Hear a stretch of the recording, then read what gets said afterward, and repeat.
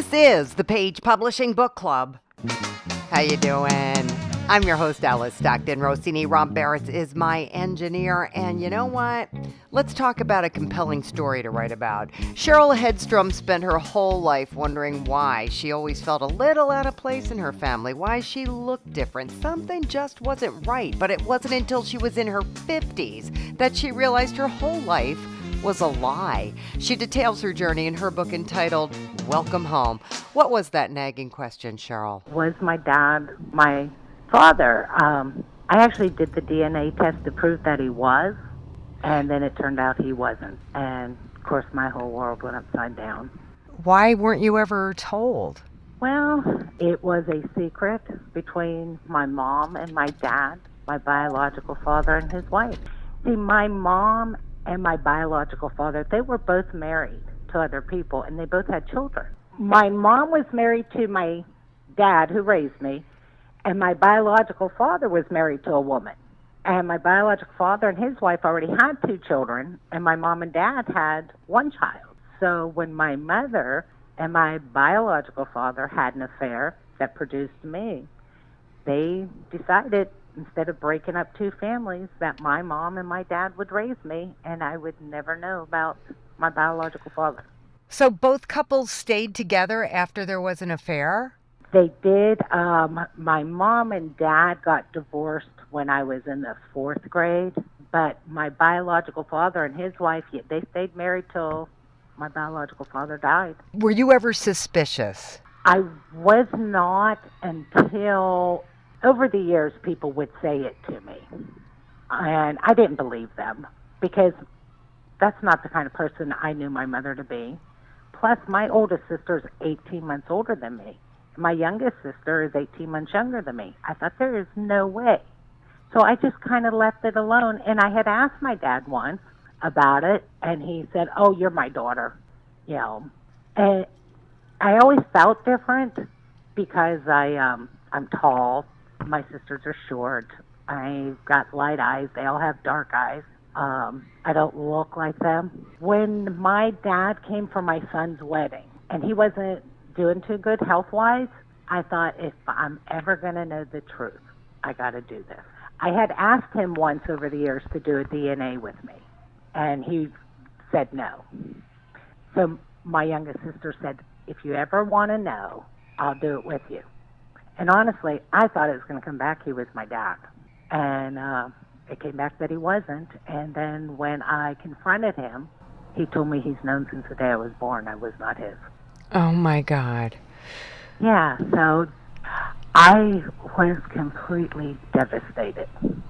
I felt at that point my whole life was a lie. Where did I come from? Who is this other person? I was so angry at my mother because I was with her when she died, and she never told me the truth. So I was very angry at my mother. Yeah, I was kind of angry at the world. After I did the DNA test, I started asking family members, friends of my mom, and they all said, no, we didn't know. And I was so desperate. I called a medium and talked to a medium, and she told me to put my DNA on Ancestry, which I already had it on a couple other DNA sites. And when I did, it was like, wow. Took me right to Anderson, Richard Anderson. So I wrote his son a letter, and his brother called me, and that's when he said, there may be a good possibility that my father is your biological father. So your real dad had nothing to do with your birthdays or Christmas or holidays or anything? No. I do know he saw me once because he told one of his friends that he had a daughter that looked like his son Randy.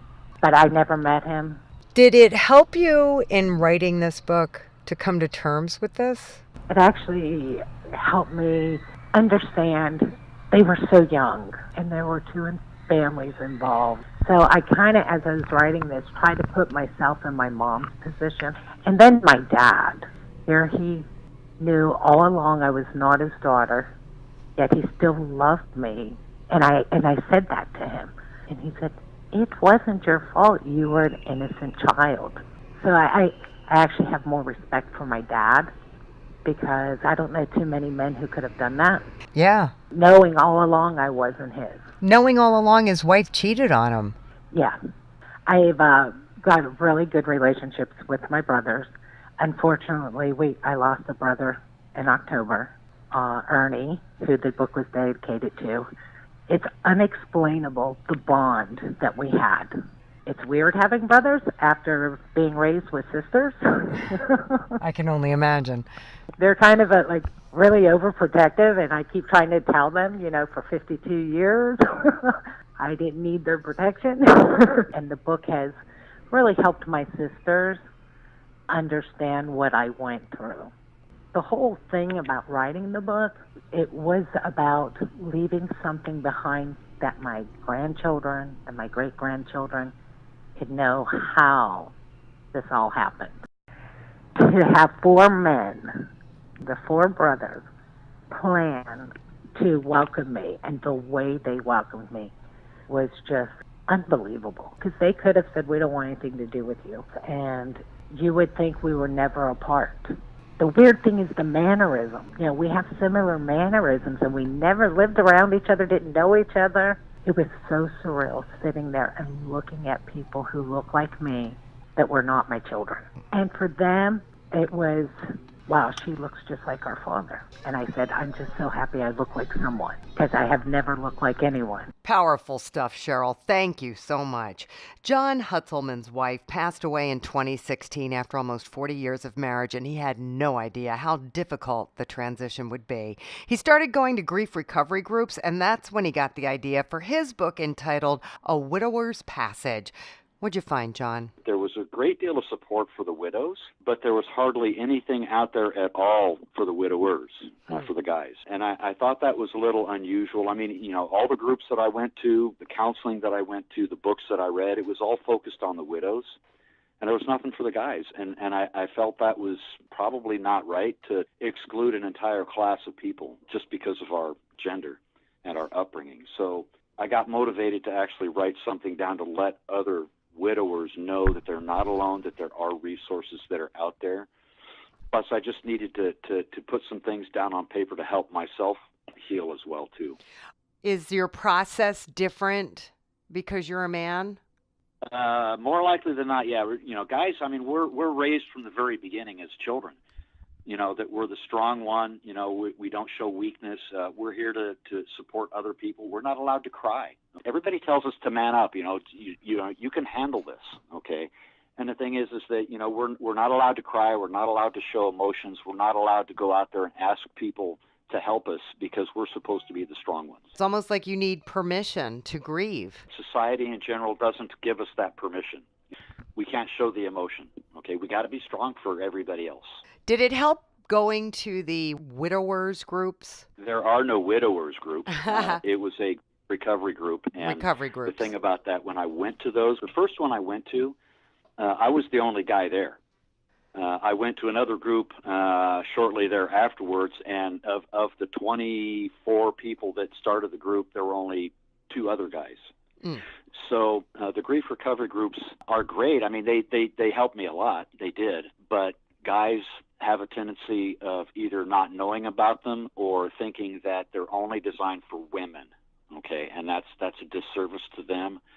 And let me tell you, the groups, they were shocked to actually see guys there, but they greatly appreciate it because we've got such a different perspective on the grief. In letting people know about the book, are you going out and expressing the need for more groups for men and more help for men? I'm still in the process myself here. Within my grief recovery groups or my support groups, I definitely champion it, while I'm there, but I'm still in my recovery, and I'm not actually going out there and actively marketing as far as going to bookstores or going to speaking engagements or anything like that. I still have some recovery of my own to do here. Yeah. I wonder if you ever really get over it. You get through it. It's not something you get over. I've had people tell me this, it's been a year. You need to get over it. You need to move on. I've had my in-laws tell me that I'm supposed to be dating people, and I just can't do that. I was with my wife for, like I said, almost 40 years, married, but, and we knew each other for a couple of years prior to that, too. I mean, we knew each other in high school. Yeah. And so she's the only one I've ever had, and I'm just not set in my mind yet at this point to be able to really consider anything else. In my mind, I'm still married to her. Do you address that in your book? I do, and the thing about people getting into relationships after their spouse dies, that's also addressed in there as well. An example being that there was one gentleman that was in one of my first groups that his wife passed away about the same time mine did, but he got married like a month after the group concluded. In his case, it was because his spouse had a long-term illness. I mean, he was her health provider for like 10 years. Okay, so they had the opportunity to talk about the potential of dating later on down the road, and perhaps he kind of distanced himself from the situation as well, too, because he'd been dealing with her, being her health care provider for so long. In my case, my wife died very suddenly. Okay, so we never had that discussion. We never considered anything like that, and it just sort of slapped me in the face. Did this book help you, John? It did. A lot of people talk about journaling, and I've done that, and writing the book, it helped me get through this. Okay, it was therapeutic for me as well. Right. Because I was able to put my thoughts down on paper. I was able to express my feelings. My journaling is really good for me as well, too, because I journal every 2 or 3 days. It's more of like writing a letter to my wife telling her how my day has gone or how my week has gone, and I can get my emotions out. I can get my feelings out. And I'm doing so much better now than I was, say, a year ago, which was shortly after she had passed. Well, I'm glad to hear that, John. It can't be easy. This book's going to be a big help to a lot of people. Thank you. When will people understand not all pit bulls are bad? This is the question D.P. May asks in her book entitled I Was Nothing, Now I'm Something. So you are talking about your 6-year-old pit bull boxer mix. They do get a bad rap, don't they? Yes, they do. That's what inspired me to write this book, because I think it's so unfair. I did some research, and there are some pits that are dangerous, but it's not fair to these that aren't dangerous. And also, a dog is also what a person makes of it. You can make any breed dog mean and a tactful, What's your dog's name? Pixie? Pixie. And she's your guide dog, so she's not just a pet. No, she's a guide dog. I fortunately was able to have her trained here in town, which was very, very exciting and enjoyable. I think the hardest thing for her to learn was how to stop when she saw a car coming so that I would know not to go across the street. It's not easy. It takes someone to drive the car, and it takes another person to kind of help me watch her. How long is the training process? Several weeks. Her classes were once a week. She had 5 classes altogether. In order to have a guide dog, do you have to have some kind of condition? You have to have a sight problem. Can't see at all. Then my husband, who's got partial sighted, would find time to go with us, or we'd find somebody to help us out so they could see what she was doing. How did you find her? I was actually looking for a boxer, and I called this girl. I know there's this rescue place down in Reedsville that happened at that time would come up here to PetSmart, and I called over there and asked if they had come that day, and they said yes. And she says, I happen to have a pit bull boxer. So this friend of mine who drove a cab, him and I went over there to take a look at her. And I said, well, I've never had a pit mix before, but I'll take a chance on it. She was 8 months old when I got her because she was given to another family who turned her back in. Why, we don't know for sure. She was meant to be with you, I guess. They were originally going to put her and 7 others asleep just because they had pit in her when they found them. I'm glad you're having a great experience with them, but this is also, a pit bull becoming a guide dog. Who that's very rare, isn't it? Yes, they don't usually use them, as far as I know. Right. She's 75% boxer and 25 pit, but you can sure see that pit area when anybody comes knocking on the door, or she's actually protected me and learned to warn me of things when I'm out with her. All right, D.P. May with the kinder, gentler side of pit bulls. We have to take a quick break, but we are coming right back, and you should too. This is the Page Publishing Book Club. Attention all authors. Page Publishing is looking for authors. Have you written a book and want to get it published?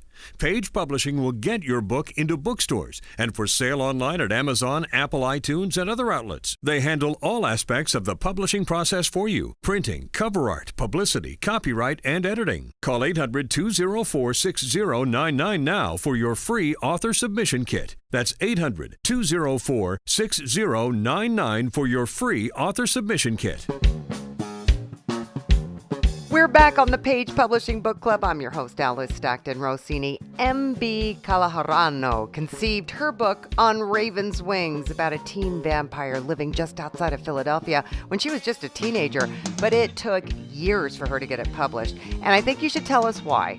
I've been trying for the last 15 years to try to get it published, and the problem is I didn't have the funds to self-publish at the time. It's hard to get out there when you have no agent, and then it's hard to get an agent. So I tried the non-agent route for a long time, and I got a lot of rejections and whatnot, and then finally I found Page Publishing, which was awesome. They gave me a great deal, and that's why I publish now. Oh, I love horror fiction novels. I've read Stephen King, Anne Rice. My first love was Poe, and a couple girlfriends helped me start the book. We were actually going to write it as a three-way, but they kind of dropped out, but I just fell in love with it and just kept writing. The book is a little bit of a different take on the vampire genre. Yes, she's a teenager when she's made, but it's through her struggles and finding like-minded people like her and having the adversity of being young and trying to live as a vampire, but also not having anyone to guide her, and she's kind of making her own way. And it's set in Philadelphia, which not many books are set around here, and in Bucks County area where I'm from.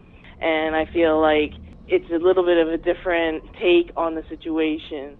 I've gotten very good feedback from it from my fans that have read my book, and it's just a new take on an old fairy tale. The setting that it's in, the time frame, some of it's done in the 80s, some of it's done in the 90s when I was growing up, and it's got some differences from other vampire novels that you've read. A little bit of teenage angst, but it's more like of an adult version of teenage angst because she's an older teenager when she's made a vampire.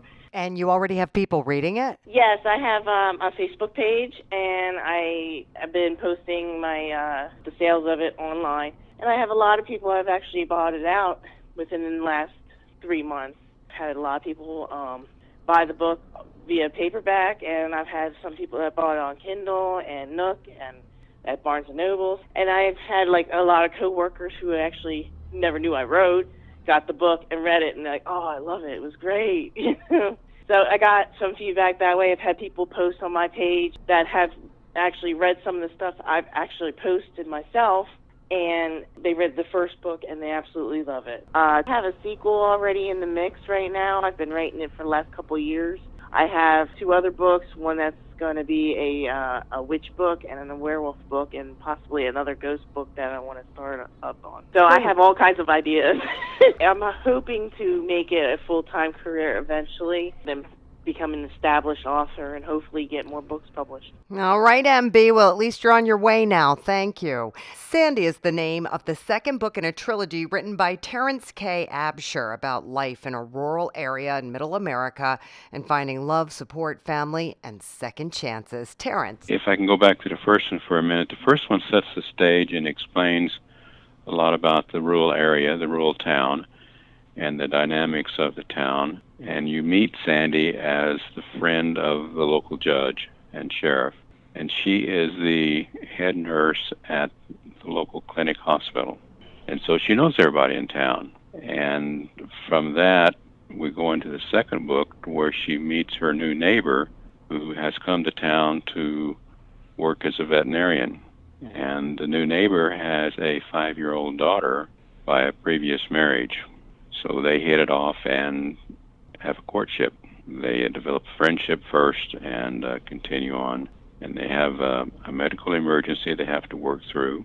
And then the fly in the ointment for her is the Judge Starr's daughter and wife are constantly pushing her to find out what's happening with the courtship. So she has to contend with them. And it's It's interesting to me because I lived in this area as a young man in my late 30s. I worked with some of the ranchers and the dynamics of the small, rural area. And I say remote rural area because it's 75 miles north of Reno, Nevada. So you're out in the high desert country. And what you have basically is cattle, sheep, some ranching, and railroad. That's it. There's very few large businesses as there would be in a city or metropolitan area.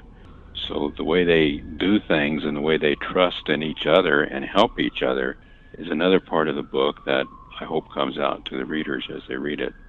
And of course, in small towns, everybody knows everybody. Kind of an interesting compared to, say, New York City or some larger metropolitan area. Right.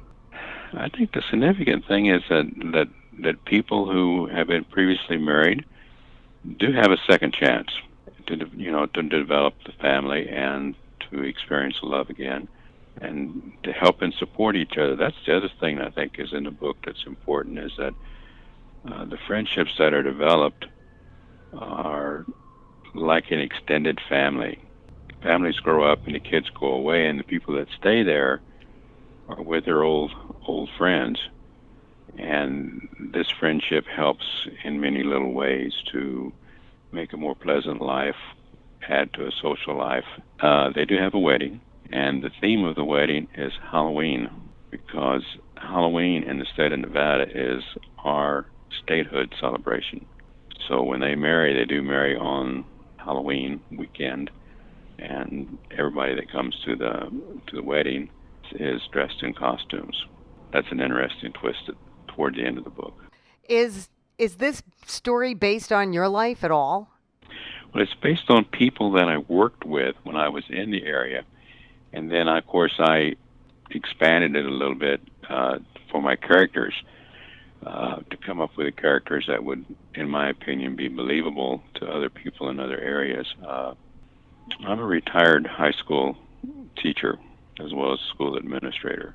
So in those two positions, I had the privilege and sometimes the unpleasant dealings with people and their problems, and got to see them work through the problems. And I got to see the support of the extended family and the family in supporting and helping their friends and neighbors work through problems. It's hard for someone to go through life, I believe, by themselves. If they do, it's a very lonely situation, and I don't think people really thrive in that environment. So the environment that I tried to establish in the book is an environment that promotes people to grow, accept new challenges, and to live for the future. The third book deals with the children that grow up in the second book and becoming citizens of the community, and it's a little bit different in that they do come to Reno, they go to college, they return. Once they return, then they become business leaders. And it's easy to do for them because they have such great support from this family dynamics that are in the area and help it grow and meet the challenges of the future. All right, Terrence, thank you. Finally, K.L.L. Odenmer has an interesting family history. His grandmother was Jewish and his grandfather was a Catholic Spaniard, and he takes pieces of their lives and weaves them into his book entitled Tolivar, A Tale of Erotic Love. It's about a young man who is very tall. His name is William Tolivar, and he fights in Afghanistan and gets 3 medals of honor, and eventually he gets elected president of the United States. He becomes the first Hispanic president of the United States. Is that what you would like to see, the first Hispanic president of the United States? Yes, I would like that. I would like that very much. It's better than the one we've got now. So it's based on actual factual history, the experiences that I lived with my family. Now, my grandmother was a Litvak Jew. My grandfather was a Catholic Hispanic. Hispanics are Catholic. Neither were religious. They were both secular. In fact, my grandfather was excommunicated from the Catholic Church because he became a Mason. In those days, Masons were not allowed in the Catholic Church. So I have 1/4 of my family is Jewish. So I am very familiar with the Jewish traditions and the Jewish liturgy. There's the matriarch of the family.